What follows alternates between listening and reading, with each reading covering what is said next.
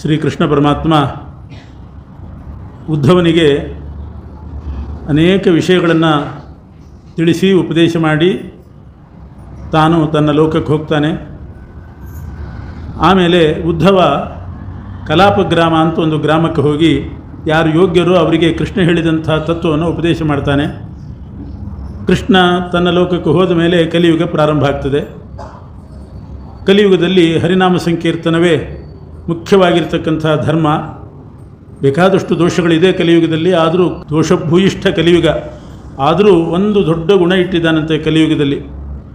ಭಗವಂತನ ನಾಮಕೀರ್ತನೆ ಮಾಡಿ, ಭಗವಂತನ ಕಥಾಕೀರ್ತನೆ ಮಾಡಿ, ಭಗವಂತನ ತತ್ವಕೀರ್ತನೆ ಇದನ್ನೆಲ್ಲ ಮಾಡಿ ಅವನು ಮುಕ್ತಿಯನ್ನು ಪಡಿಬಹುದು. ಕಲಿಯುಗದಲ್ಲಿಯೂ ಕೂಡ ಮೋಕ್ಷವನ್ನು ಪಡಿಬಹುದು, ಶ್ರೇಯೋಭಾಗಿಗಳಾಗಬಹುದು.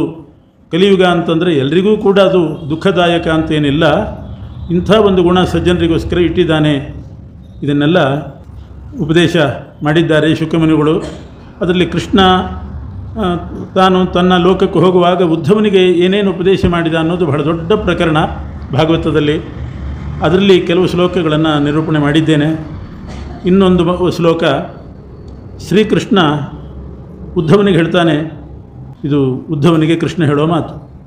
ನನಗೆ ಲೋಕದಲ್ಲಿ ಅತ್ಯಂತ ಪ್ರಿಯತಮರು ಅಂತಂದರೆ ಬ್ರಹ್ಮದೇವರೇನಲ್ಲ, ಚತುರ್ಮುಖ ಬ್ರಹ್ಮದೇವರೇನು ಅಷ್ಟು ಪ್ರಿಯತಮರಲ್ಲ. ಆತ್ಮಯೋನಿ ನ, ಆತ್ಮಯೋನಿ ಅಂದರೆ ಬ್ರಹ್ಮ, ಚತುರ್ಮುಖ ಬ್ರಹ್ಮ. ನ ತಥಾ ಮೇ ಪ್ರಿಯತಮಃ ಆತ್ಮಯೋನಿ ನ ಶಂಕರ, ರುದ್ರದೇವರು ಅಷ್ಟು ಪ್ರಿಯತಮರಲ್ಲ. ನ ಚ ಸಂಕರ್ಷಣಃ, ಬಲರಾಮನಾಗಲಿ ಅಷ್ಟು ನನಗೆ ಪ್ರೀತಿಪಾತ್ರ ಅಲ್ಲ. ನ ಶ್ರೀಹಿ, ರುಕ್ಮಿಣೀದೇವಿ ಮೇಲೂ ಅಷ್ಟು ಪ್ರೀತಿ ಇಲ್ಲ.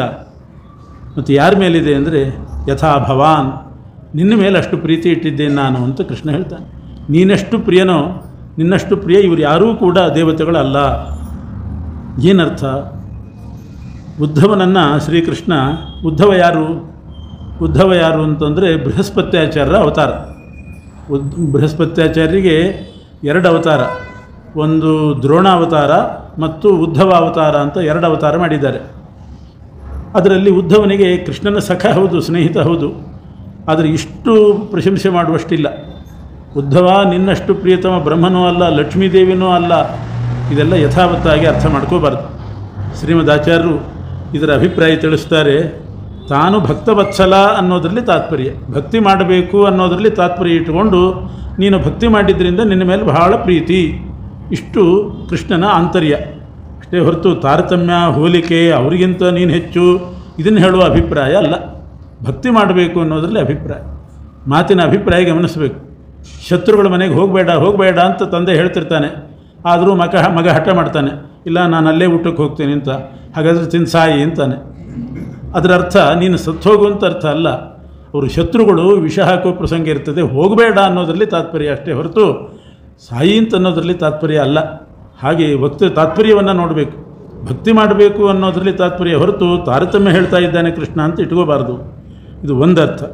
ಇನ್ನೊಂದು ಏನು ಅಂತಂದರೆ ಭಕ್ತಿಯಲ್ಲಿ ಎರಡು ಥರ ಇದೆ. ಕೃಪಾನಿಮಿತ್ತ ಭಕ್ತಿ ಅಂತ ಒಂದು, ಅವರು ಜ್ಞಾನಿಗಳಾಗಿದ್ದಾರೆ ಅಂತ ಜ್ಞಾನ ನಿಮಿತ್ತಕವಾಗಿರ್ತಕ್ಕಂಥ ಭಕ್ತಿ. ಹೀಗೆ ಎರಡು ಥರ ಭಕ್ತಿ ಇರ್ತದೆ. ಬ್ರಹ್ಮದೇವರು, ರುದ್ರದೇವರು ಇವರೆಲ್ಲ ಉದ್ಧವನಿಗಿಂತ ಹೆಚ್ಚು ಜ್ಞಾನಿಗಳು. ಆದ್ದರಿಂದ ಜ್ಞಾನ ನಿಮಿತ್ತ ಭಕ್ತಿ ಅವರಲ್ಲೇ ಜಾಸ್ತಿ. ಲಕ್ಷ್ಮೀದೇವಿಗೆ ಇನ್ನೂ ಜ್ಞಾನ ಇದೆ, ಆದ್ದರಿಂದ ಅವರೇ ಜಾಸ್ತಿ. ಆದರೆ ಕೃಪಾನಿಮಿತ್ತ ಭಕ್ತಿ ಅಂತ ಮಾಡುವಾಗ ಅದರಲ್ಲಿ ನೀಚರಲ್ಲಿ ಜಾಸ್ತಿ ಇರ್ತದಂತೆ ಕೃಪಾನಿಮಿತ್ತ ಭಕ್ತಿ. ಬ್ರಹ್ಮ, ರುದ್ರ ಇವರಲ್ಲಿ ಕೃಪಾನಿಮಿತ್ತವಾದ ಭಕ್ತಿ ಇರೋ ಪ್ರಸಂಗವೇ ಇಲ್ಲ. ಯಾಕೆಂದರೆ ಅವರೇನು ಅಂಥ ದೈನ್ಯ ಪರಿಸ್ಥಿತಿಯಲ್ಲಿ ಇಲ್ಲ.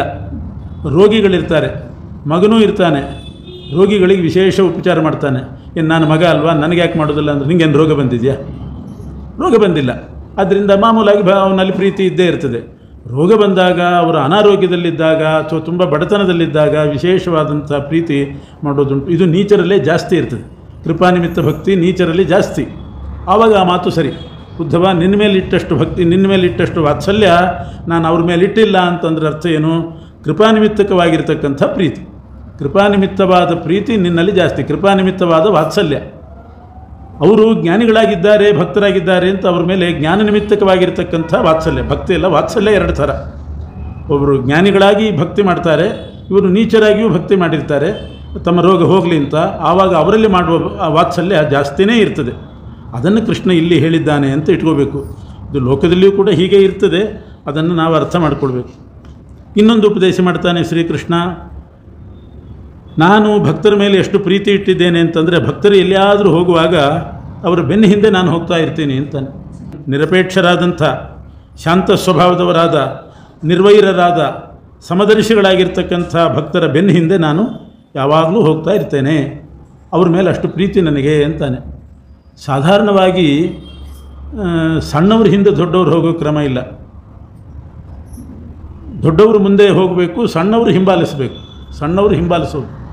ಇಲ್ಲಿ ಕೃಷ್ಣ ಹೇಳ್ತಾನೆ, ನಾನೇ ಭಕ್ತರನ್ನು ಹಿಂಬಾಲಿಸ್ಕೊಂಡು ಹೋಗ್ತಾ ಇರ್ತೀನಿ ಅಂತಾನೆ. ಏನರ್ಥ ಇದರದ್ದು ಅಭಿಪ್ರಾಯ? ಭಕ್ತರ ಹಿಂಬದಿಯಲ್ಲಿ ಯಾಕೆ ಹೋಗ್ತಾನೆ ಅಂತಂದರೆ, ಮುಂಭಾಗದಲ್ಲೇ ಪರಮಾತ್ಮ ಏನಾದರೂ ಹೋಗಿಬಿಟ್ರೆ ಆಗ ಭಕ್ತರು ಯೋಚನೆ ಮಾಡ್ತಾರೆ, ಪರಮಾತ್ಮ ಹೆಜ್ಜೆ ಇಟ್ಕೊಂಡು ಹೋಗ್ತಾ ಇದ್ದಾನೆ, ಅದೇ ದೊಡ್ಡ ಕ್ಷೇತ್ರ ಇದ್ದ ಹಾಗೆ ಆ ಹೆಜ್ಜೆ ಮೇಲೆ ನಾವು ಯಾಕೆ ಕಾಲಿಡೋದು ಅಂತ ಸಂಕೋಚ ಪಡ್ತಾರಂತೆ. ಪರಮಾತ್ಮ ಮುಂದೆ ಹೋಗಿಬಿಟ್ರೆ ಚಕ್ರ ಶಂಖಾಂಕಿತವಾದಂಥ ಅವನ ಪಾದ ಇರ್ತದಲ್ಲಿ, ಅದ್ರ ಮೇಲೆ ನಾವು ಯಾಕೆ ಕಾಲಿಡೋದು ಅಂತ ಭಕ್ತಿಯಿಂದಾಗಿ ಅವರು ಸಂಕೋಚ ಪಡ್ತಾರೆ. ಅದಕ್ಕೋಸ್ಕರ ನಾನು ಅವರನ್ನೇ ಮುಂದೆ ಕಳಿಸಿ ಅವ್ರ ಹಿಂದೆ ರಕ್ಷಕನಾಗಿ ಹೋಗ್ತೇನೆ. ಅದರ ಉದ್ದೇಶ ಏನು ಅಂತಂದರೆ, ಆದರೆ ಅವರು ಪಾವನ ಆಗಬೇಕು, ನನ್ನ ಪಾದರೇಣುವಿನಿಂದ ಅವರನ್ನು ಪಾವನಗೊಳಿಸಲಿಕ್ಕೆ. ಅದು ಕೃಷ್ಣ ಹೇಳೋದು ಹಾಗೆ, ನನ್ನ ಪಾದಧೂಳಿಯಿಂದ ನನ್ನ ಭಕ್ತರನ್ನು ಪವಿತ್ರಗೊಳಿಸಲಿಕ್ಕೆ ಅವ್ರ ಹಿಂದೆ ನಾನು ಹೋಗ್ತೇನೆ ಅಂತ. ಅವ್ರ ಹಿಂದೆ ಹೋದರೆ ಕೃಷ್ಣನ ಪಾದಧೂಳು ಅವ್ರಿಗೆ ಸಿಗೋದು ಹೇಗೆ? ಮುಂದೆ ಹೋದರೆ ಪಾದಧೂಳು ಸಿಗ್ತದೆ, ಹಿಂದೆ ಹೋದರೆ ಪಾದಧೂಳು ಸಿಗೋದು ಹೇಗೆ? ಹೀಗಾಗಿ ಇಕ್ಕಟ್ಟಿಗೆ ಸಿಗಾಕೊಂಡಂತೆ ಪರಮಾತ್ಮ. ಮುಂದೆ ಹೋದರೆ ನಾನು ಪಾದ ಊರಿದ ಜಾಗದಲ್ಲಿ ಅವರು ಹೆಜ್ಜೆ ಇಡಲಿಕ್ಕೆ ಸಂಕೋಚ ಪಡ್ತಾರೆ, ನಾನು ಹಿಂಬದಿ ಹೋದರೆ ನನ್ನ ಪಾದಧೂಳು ಅವರಿಗೆ ಸಿಗೋದಿಲ್ಲ, ಏನು ಮಾಡೋದು ಅಂತ ವಿಚಾರ ಮಾಡಿ ನಾನು ಹಿಂದೆ ಹೋಗೋದೇ ಒಳ್ಳೆಯದು ಅಂತ ಭಕ್ತರನ್ನ ಮುಂದೆ ಕಳಿಸಿ ತಾನು ಹಿಂದೆ ಹಿಂದೆ ಹೋಗ್ತಾ ಗಾಳಿ ಹಿಂದ್ಗಡೆಯಿಂದ ಬೀಸೋ ಹಾಗೆ ಮಾಡ್ತಾನಂತೆ. ಗಾಳಿ ಹಿಂದ್ಗಡೆಯಿಂದ ಬೀಸಿದಾಗ ಅವನ ಪಾದಧೂಳು ಮುಂದೆ ಹೋಗುವ ಭಕ್ತರ ಮೇಲೆ ಬೀಳ್ತದೆ. ಈ ಥರ ಮಾಡಿ ಭಕ್ತರನ್ನು ಅನುಗ್ರಹ ಮಾಡ್ತೇನೆ. ಇದು ಕೃಷ್ಣನ ಅಭಿಪ್ರಾಯ. ಆಚಾರ್ಯರು ಬರೀತಾರೆ, ಇದನ್ನೇ ದಾಸರು ಹೇಳಿದರು, ಭಕ್ತ ಜನ ಮುಂದೆ ತಾನವರ ಹಿಂದೆ ಅಂತ ದಾಸರು ಬರೀತಾರೆ. ಭಕ್ತ ಜನ ಮುಂದಂತೆ, ತಾನು ಹಿಂದೆ. ಯಾಕೆ ಹಿಂದೆ? ತನ್ನ ಪಾದಧೂಳಿನಿಂದ ಅವರನ್ನು ಪಾವನಗೊಳಿಸಬೇಕು. ಪಾದಧೂಳಿಂದ ಪಾವನಗೊಳಿಸಬೇಕಾದ್ರೆ ಮತ್ತೆ ಗಾಳಿಗೆ ಆದೇಶ ಮಾಡಬೇಕು, ನೀನು ನನ್ನ ಹಿಂದಿನಿಂದ ಮುಂದಕ್ಕೆ ಬೀಸು ಅಂತ. ಆವಾಗ ಅವರು ಪಾವನರಾಗ್ತಾರೆ. ಹೀಗೆ ಬಹಳ ಚಮತ್ಕಾರದ ಉಪದೇಶವನ್ನು ಶ್ರೀಕೃಷ್ಣ ಮಾಡ್ತಾನೆ. ಮುಂದೆ ಏಕಾದಶ ಸ್ಕಂಧದಲ್ಲಿ ಸಿದ್ಧಿ ಮತ್ತು ಯೋಗಗಳು ಎಷ್ಟು, ಸಿದ್ಧಿಗಳು ಎಷ್ಟು ಅಂತ ಅದರ ಬಗ್ಗೆನೂ ಕೂಡ ಏಕಾದಶ ಸ್ಕಂಧದಲ್ಲಿ ವಿವರಣೆ ಬರ್ತದೆ. ಅಷ್ಟಮಹಾಸಿದ್ಧಿಗಳು ಅಂತ ಬಹಳ ಪ್ರಸಿದ್ಧ. ಅದಲ್ಲದೆ 18 ಸಿದ್ಧಿಗಳು ಅಂತ 2 ಥರ ಪರಿಗಣನೆ ಮಾಡ್ತಾರೆ. ಆದರೆ 18 ಸಿದ್ಧಿಗಳು ಅಷ್ಟಸಿದ್ಧಿಯಲ್ಲೇ ಅಂತರ್ಭೂತ ಆಗ್ತದೆ. ಅಷ್ಟಸಿದ್ಧಿಗಳಲ್ಲಿ ಸಿದ್ಧರು ಅಂತ ಇರ್ತಾರೆ, ಅಂದರೆ ಸಿದ್ಧಿ ಮಾಡಿಕೊಂಡವರು. ಮೊದಲನೇ ಸಿದ್ಧಿ ಅಣಿಮ ಅನ್ನುವಂಥ ಸಿದ್ಧಿ. ಶ್ರೀಮದ್ ಆಚಾರ್ಯರ ಚರಿತ್ರೆಯಲ್ಲಿ ನಾವು ಇವೆಲ್ಲ ಸಿದ್ಧಿಗಳನ್ನು ನೋಡ್ತೇವೆ. ಮಧ್ವಾಚಾರ್ಯರ ಚರಿತ್ರೆ ಮಧ್ವವಿಜಯದಲ್ಲಿ ಬರ್ತದೆ. ಇದನ್ನೆಲ್ಲ ಚಿತ್ರಣ ಮಾಡಿದ್ದಾರೆ ಅವರು. ಅಣಿಮ ಅಂದರೆ ಸಣ್ಣ ರೂಪವನ್ನು ಧಾರಣೆ ಮಾಡಿಕೊಳ್ಳೋದು, ಬಹಳ ಸಣ್ಣ ರೂಪ. ರಾಮಾಯಣದಲ್ಲೂ ಬರ್ತದೆ. ಹನುಮಂತ ಬಹಳ ಸಣ್ಣ ರೂಪದಿಂದ, ಒಂದು ನೊಣದಷ್ಟು ರೂಪದಿಂದ ಹೋಗಿ ಕುಂಭಕರ್ಣನನ್ನು ಪೀಡಿಸ್ತಾ ಇದ್ದ ಅಂತ. ದೊಡ್ಡ ರೂಪದಿಂದ ಹೋದರೆ ಸಿಗಾಕೋತಾರೆ. ನೊಣನ ಹಿಡಿಯೋದು ಬಹಳ ಕಷ್ಟ. ಆ ಕುಂಭಕರ್ಣನ ಕಿವಿ ಹತ್ತಿರ, ತಲೆ ಮೇಲೆ, ಮೂಗಿನ ಮೇಲೆ ಓಡಾಡ್ತಾ ಇದ್ದಂತೆ, ನೊಣ ಓಡಾಡಿದ ಹಾಗೆ. ಅವನು ಹಿಡಿಬೇಕು ಅಂದರೆ ಆಗ್ತಿದ್ದಿಲ್ಲ. ಸುಸೂಕ್ಷ್ಮ ಮಕ್ಷಿಕೋಪಮಃ ಅಂತಾರೆ. ಸೂಕ್ಷ್ಮವಾದ ಮಕ್ಷಿಕೆ ನೊಣದಂತೆ ಹನುಮಂತ. ಇದು ಅಣಿಮ ಅನ್ನುವ ಸಿದ್ಧಿ. ಈ ಸಿದ್ಧಿ ಹೇಗೆ ಬರ್ತದೆ ಅದನ್ನು ಹೇಳಿದ್ದಾರೆ. ಹೇಗೆ ಬರ್ತದೆ ಅಂದರೆ, ಪರಮಾತ್ಮ ಅಣೋರಣೀಯಾನ್ ಮಹತೋಮಹೀಯಾನ್ ಅಂತ ವೇದದಲ್ಲಿ ಪ್ರತಿಪಾದ್ಯನಾಗಿದ್ದಾನೆ. ಪರಮಾಣುವಿನಲ್ಲಿಯೂ ಕೂಡ ಭಗವಂತ ಇದ್ದಾನೆ. ಅಣು, ರೇಣು, ತೃಣ, ಕಾಷ್ಟಗಳಲ್ಲಿ ಭಗವಂತ ಇದ್ದಾನೆ. ಪರಮಾಣುವಿನಲ್ಲಿ ಅಷ್ಟೇ ಪರಿಮಾಣದಿಂದ, ಸಣ್ಣ ಪರಿಮಾಣದಿಂದ ಪರಮಾತ್ಮ ಇದ್ದಾನೆ. ಆ ರೂಪವನ್ನು ಉಪಾಸನೆ ಮಾಡಿದವರಿಗೆ ಅಣಿಮ ಅನ್ನುವ ಸಿದ್ಧಿ ಬರ್ತದೆ. ಅದನ್ನು ಸಾಕ್ಷಾತ್ಕಾರ ಮಾಡ್ಕೋಬೇಕು. ಪರಮಾಣುವಿನಲ್ಲಿ ಭಗವಂತ ಅಣು ಪರಿಮಾಣದಿಂದ ಇದ್ದಾನೆ ಅಂತ ತಿಳ್ಕೊಂಡು ಉಪಾಸನೆ ಮಾಡಿ ಅದರ ಸಾಕ್ಷಾತ್ಕಾರ ಪಡೆದರೆ ಆವಾಗ ಅಣುವಿನಂಥ ರೂಪವನ್ನು ಯಾವಾಗ ಬೇಕಾದ್ರೆ ಧರಿಸಬಹುದು. ಅದನ್ನು ಧ್ಯಾನ ಮಾಡಬೇಕು. ಆಚಾರ್ಯರು ಅದನ್ನೆಲ್ಲ ಮಾಡಿ ಸಿದ್ಧಿ ಮಾಡಿಕೊಂಡವು. ಮಹಿಮಾ ಅಂತಂದರೆ ಸರ್ವತ್ರ ವ್ಯಾಪ್ತನಾಗಿದ್ದಾನೆ ಪರಮಾತ್ಮ.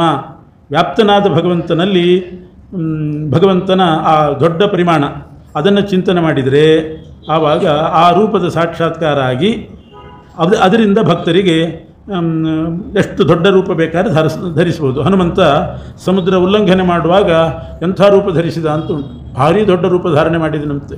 ಅದೆಲ್ಲ ಬರಬೇಕಾಗಿದ್ದರೆ ವ್ಯಾಪ್ತನಾದ ಭಗವಂತನ ರೂಪವನ್ನು ಧ್ಯಾನ ಮಾಡಬೇಕು. ಲಘಿಮ ಅಂದರೆ ಹತ್ತಿ ಬಹಳ ಲಘುವಾಗಿದೆ. ಯಾಕೆ ಹತ್ತಿ ಲಘುವಾಯಿತು? ಅದರಲ್ಲಿ ಲಘು ರೂಪದಿಂದ ಪರಮಾತ್ಮ ಇದ್ದಾನೆ, ಹಗುರವಾದ ರೂಪದಿಂದ ಭಗವಂತ ಇದ್ದಾನೆ. ಆ ರೂಪದ ಸಾಕ್ಷಾತ್ಕಾರ ಮಾಡಿಕೊಂಡು ಧ್ಯಾನ ಮಾಡಿ ಸಾಕ್ಷಾತ್ಕಾರ ಮಾಡಿದರೆ ಅವರ ದೇಹವು ಕೂಡ ತುಂಬ ಹಗುರ ಆಗ್ತದಂತೆ. ಲಘು ಎಷ್ಟು ಬೇಗ ಒಬ್ಬ ಸಣ್ಣ ಬ್ರಹ್ಮಚಾರಿ ಮೇಲೆ ಮಧ್ವಾಚಾರ್ಯ ಕೂತ್ಕೊಂಡ್ರು ಅವನೆಲ್ಲ ಇಡೀ ದೇವಾಲಯ ಪ್ರದಕ್ಷಿಣೆ ಮಾಡಿ ಬಂದು ಇಳಿಸಿದ ಅಂತ ಉಂಟು. ಅಷ್ಟು ಹಗುರಾದ್ರಂತೆ ಮಧ್ವಾಚಾರ್ಯ. ಬೇಕಾದರೆ ದೇಹ ಹಗುರ ಆಗ್ತದೆ, ಆದರೆ ಆ ಲಘು ರೂಪವನ್ನು ಚಿಂತನೆ ಮಾಡಬೇಕು. ಲಘು ವಸ್ತುಗಳಲ್ಲಿ ಲಘುವಾಗಿ ಪರಮಾತ್ಮ ಇದ್ದಾನೆ. ಪ್ರಾಪ್ತಿ ಅಂತ ಮತ್ತೊಂದು ವೈಕಾರಿಕ ಅಹಂಕಾರ ಅಂತ ಒಂದು ತತ್ವ ಇದೆ. ಆ ವೈಕಾರಿಕ ಅಹಂಕಾರ ತತ್ವಕ್ಕೆ ನಿಯಾಮಕ ಭಗವಂತ. ಅವನ ಸಾಕ್ಷಾತ್ಕಾರ ಮಾಡಿಕೊಂಡ್ರೆ ಆವಾಗ ಇಂದ್ರಿಯಗಳ ಮೇಲೆ ನಿಯಂತ್ರಣ ಬರ್ತದೆ. ಅದು ಪ್ರಾಪ್ತಿ ಅಂತನ್ನುವ ಸಿದ್ಧಿ.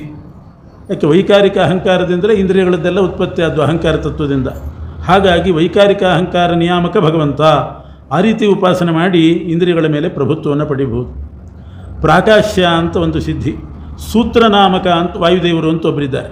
ವಾಯುದೇವರದ್ದು ಅನೇಕ ರೂಪಗಳಿದೆ. ಸೂತ್ರ ರೂಪ, ಮಾತರಿಶ್ವ ರೂಪ, ಪವಮಾನ ರೂಪ, ಹೀಗೆ ಪವಮಾನ, ಸೂತ್ರ, ಮಾತರಿಶ್ವ, ಮುಖ್ಯ ಪ್ರಾಣ. ಜೀವರ 4 ದೇಹದಲ್ಲಿ, ಸ್ವರೂಪ ದೇಹದಲ್ಲಿ ಮಾತರಿಶ್ವ, ಲಿಂಗ ದೇಹದಲ್ಲಿ ಸೂತ್ರನಾಮಕ, ಆಮೇಲೆ ಈ ಸ್ಥೂಲ ದೇಹದಲ್ಲಿ ಮುಖ್ಯ ಪ್ರಾಣ ಉಸಿರಾಡಿಸ್ಕೊಂಡಿರೋದು, ಇಲ್ಲಿ ಮುಖ್ಯ ಪ್ರಾಣ. ಆಮೇಲೆ ಅನಿರುದ್ಧ ದೇಹ ಅಂತಿದೆ, ಅಲ್ಲಿ ಪವಮಾನ ಅನ್ನುವಂಥ ರೂಪ.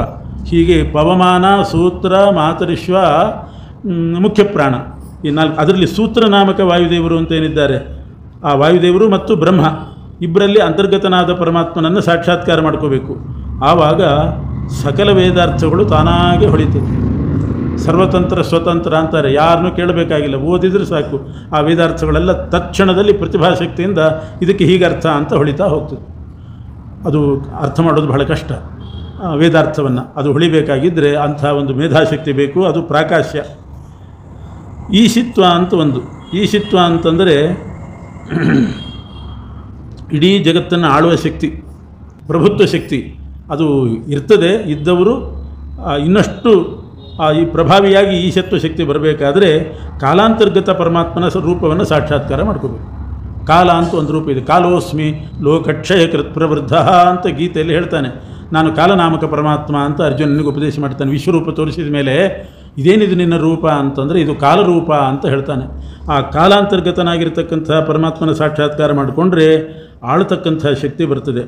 ವಶಿತ್ವ ಅಂತಂದರೆ ವಶಿತ್ವ ಅಂದರೆ ಈ ವಿಷಯ ಪದಾರ್ಥಗಳು, ಭೋಗ ಸಾಮಗ್ರಿ, ಅದ್ರ ಮೇಲೆ ಅನಾಸಕ್ತಿ ಬರಬೇಕು. ಅದಕ್ಕೆ ನಾವು ವಶ ಆಗಬಾರ್ದು, ಅದಕ್ಕೆ ನಾವು ವಶ ಆಗಿಬಿಡಬಾರ್ದು. ನಮ್ಮ ವಶದಲ್ಲಿ ಅದಿರಬೇಕು. ಬೇಕಾದರೆ ತಿನ್ನಬೇಕು, ಬೇಡಾದರೆ ಬಿಡಬೇಕು ಅಂತನ್ನುವಂಥ ವಶಿತ್ವ, ಅದು ವಶಿತ್ವ. ಅದ್ರ ಮೇಲೆ ನಿಯಂತ್ರಣ ಶಕ್ತಿ ಬೇಕು. ಈಗ ಮಕ್ಕಳಿಗೆಲ್ಲ ಅದಿರೋದಿಲ್ಲ. ಪಾಯಸ ಹಾಕಿದರೆ ತಿಂದೇ ಬಿಡಬೇಕು. ಗೋವಿಂದ ಹಾಕೋದ್ರೊಳಗೆ ತಿಂದೇ ಬಿಡ್ತಾರೆ. ಅದು ಹೆಂಗೆ ತಿಂತಾರೋ ಅಷ್ಟು ಜನರ ಕಣ್ಣು ತಪ್ಪಿಸಿ ಮೊದಲು ಅದೇ ನೈವೇದ್ಯ ಮಾಡೋದು, ಆಮೇಲೆ ಆಚಾರರೆಲ್ಲ ಕೂಡೋದು. ಅದು ವಶಿತ್ವ ಇರೋದಿಲ್ಲ. ಸ್ವಲ್ಪ ದೊಡ್ಡವರಾಗ್ತಾ ಹೋಗ್ತಾ ಸ್ವಲ್ಪ ವಶಿತ್ವ ಬರ್ತದೆ. ಆದರೆ ಪರಿಪೂರ್ಣವಾಗಿ ಈ ಭೋಗ ಸಾಮಗ್ರಿಗಳ ಮೇಲೆ ನಿಯಂತ್ರಣ ಬರಬೇಕಾದ್ರೆ ಅದಕ್ಕೆ ವಶಿತ್ವ ಅಂತಾರೆ. ಅದಕ್ಕೆ ನಾವು ಅಡಿಕ್ಟ್ ಆಗಬಾರ್ದು, ಅದು ನಮ್ಮ ಅಧೀನದಲ್ಲಿರಬೇಕು. ಅಂಥದ್ದು ಬರಬೇಕಾದ್ರೆ ಭಗವಂತ ಷಡ್ಗುಣ ಪರಿಪೂರ್ಣ ಅಂತ ಚಿಂತನೆ ಮಾಡಬೇಕು. ಅದಕ್ಕೆ ಭಗವಾನ್ ಅಂತ ಹೇಳೋದು ಯಾವಾಗಲೂ. ಭಗವಂತ ಅಂತಂದರೆ ಷಡ್ಗುಣ ಪರಿಪೂರ್ಣ ಅಂತ ಅರ್ಥ. 6 ಗುಣಗಳು ಮುಖ್ಯ.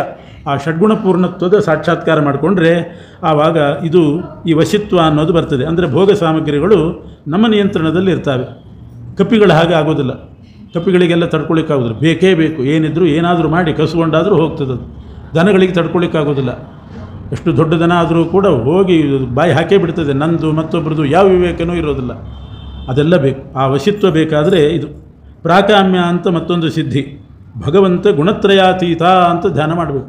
ಸತ್ವಗುಣ, ರಜೋಗುಣ, ತಮೋಗುಣಗಳನ್ನು ಮೀರಿ ಗುಣತ್ರಯಾತೀತನಾಗಿದ್ದಾನೆ ಅಂತ ಧ್ಯಾನ ಮಾಡಿ ಸಾಕ್ಷಾತ್ಕಾರ ಮಾಡಿಕೊಂಡ್ರೆ ಆವಾಗ ಎಲ್ಲ ಮೋಹಗಳು ಹೋಗ್ತದೆ. ಇದಲ್ಲದೆ ಅನೂರ್ಮಿತ್ವ ಅಂತ ಮತ್ತೊಂದು ಸಿದ್ಧಿ. ಶ್ವೇತದ್ವೀಪಾಧಿಪತಿಯಾಗಿದ್ದಾನೆ ಪರಮಾತ್ಮ ಅಂತ ಧ್ಯಾನ ಮಾಡಬೇಕು. ಕ್ಷೀರ ಸಮುದ್ರದಲ್ಲಿ ಶ್ವೇತದ್ವೀಪ ಅಂತ ಮನೆ, ಅಲ್ಲಿ ಭಗವಂತ ಇದ್ದಾನೆ ಅಂತ ಅವನ ಧ್ಯಾನ ಮಾಡಿದರೆ ಆವಾಗ ಅನೂರ್ಮಿಮತ್ವ ಅಂದರೆ ಹಸಿವೆ, ಬಾಯಾರಿಕೆ, ಶೋಕ, ಮೋಹ, ಜರ, ಮರಣ ಇವೆಲ್ಲ ಒಂದಾದ್ಮೇಲೊಂದು ತೆರೆಗಳು ಬಂದಂತೆ, ಅಲೆಗಳು ಬಂದಂತೆ ಬರ್ತಾ ಇರ್ತದೆ. ಊರ್ಮಿ ಅಂದರೆ ಅಲೆ. ಒಂದಾದ್ಮೇಲೊಂದು ಸಂಸಾರದಲ್ಲಿ ದುಃಖವೇ. ಅದು ಹೋಗಬೇಕು ಅಂತಂದರೆ ಶ್ವೇತದ್ವೀಪಾಧಿಪತಿ ಪರಮಾತ್ಮನ ಧ್ಯಾನವನ್ನು ಮಾಡಬೇಕು. ಆಕಾಶದಲ್ಲಿ ಪ್ರಾಣದೇವರಿದ್ದಾರೆ. ಆಕಾಶದಲ್ಲಿ ಪ್ರಾಣದೇವರಲ್ಲಿ ಪರಮಾತ್ಮ ಇದ್ದಾನೆ ನಿಯಾಮಕನಾಗಿ ಅಂತ ಚಿಂತನೆ ಮಾಡಿದರೆ ಆಗ ದೂರಶ್ರವಣ ಶಕ್ತಿ ಬರ್ತದೆ. ದೂರದಲ್ಲಿದ್ದದ್ದನ್ನು ಮಾತಾಡಿದ್ದನ್ನು ಕೇಳಿಸ್ಕೋಬೋದು. ಅದು ಹೇಗೆ? ಶಬ್ದ ಇರೋದು ಆಕಾಶದಲ್ಲಿ. ಆಕಾಶದ ಮೂಲಕನೇ ಶಬ್ದ ಬರೋದು. ಶಬ್ದ ಗುಣಕಂ ಆಕಾಶಂ ಅಂತಾರೆ. ಆಕಾಶದ ಗುಣವೇ ಪ್ರಧಾನವಾಗಿ ಶಬ್ದ. ಆ ಆಕಾಶದಲ್ಲಿ ಪ್ರಾಣದೇವರಲ್ಲಿ ಭಗವಂತ ಇದ್ದಾನೆ ಅಂತ ಚಿಂತನೆ ಮಾಡಿದರೆ ಎಷ್ಟು ದೂರದಲ್ಲಿ ಮಾತಾಡಿದ್ದು ಕೂಡ ಶಬ್ದ ಕಿವಿ ಕೇಳಿಸ್ತದೆ. ಇದಕ್ಕೆ ದೂರ ಶ್ರವಣ ಶಕ್ತಿ ಅಂತಾರೆ. ಇದೊಂದು ಸಿದ್ಧಿ. ದೂರ ದರ್ಶನ ಶಕ್ತಿ, ಅದು ನೋಡುವಂತಹದ್ದು ಕಣ್ಣು, ಕಣ್ಣಿಗೆ ನಿಯಾಮಕ ಸೂರ್ಯ, ಸೂರ್ಯಾಂತರ್ಗತ ನಾರಾಯಣನ ಚಿಂತನೆ ಮಾಡೋದರಿಂದ ಎಷ್ಟು ಸಾವಿರಾರು ಯೋಜನೆ ದೂರದ ವಸ್ತುವನ್ನು ಕೂಡ ನೋಡ್ಬೋದು. ದೂರದರ್ಶನ ಶಕ್ತಿ. ಮನಸ್ಸಿಗಿಂತಲೂ ಕೂಡ ಮನೋಜವಂ ಮಾರುತ ತುಲ್ಯ ವೇಗಂ ಅಂತೀವಿ. ಮನಸ್ಸನ್ನು ಮನೋಜವ ವಾಯುದೇವರಿಗಿತ್ತಂತೆ. ಮನಸ್ಸು ಎಷ್ಟು ಬೇಗ ಹೋಗ್ತದೆ, ಅದಕ್ಕಿಂತ ಮುಂಚೆ ವಾಯುದೇವರು ಇರ್ತಾರಂತೆ. ಬೇಕಾದ್ರೆ ಮುಖ್ಯ ಪ್ರಾಣ ಹನುಮಂತ ಇರ್ತಾನೆ. ಅಷ್ಟು ಮನೋಜವ ಸಿದ್ಧಿ. ಅದು ಮನಸ್ಸು ಅನ್ನೋದು ಮೂಲ ಮನಸ್ತತ್ವ ಅಂತ ಒಂದಿದೆ 24 ತತ್ವದಲ್ಲಿ. ಆ ಮನಸ್ತತ್ವದಿಂದ ಮನಸ್ಸು ಹುಟ್ಟಿದೆ. ಇದನ್ನು ಚಿಂತನೆ ಮಾಡೋದರಿಂದ ಮನೋಜವ ಸಿದ್ಧಿ. ಏನು ಬೇಕಾದರೆ ರೂಪವನ್ನು ಧರಿಸ್ಬೋದು.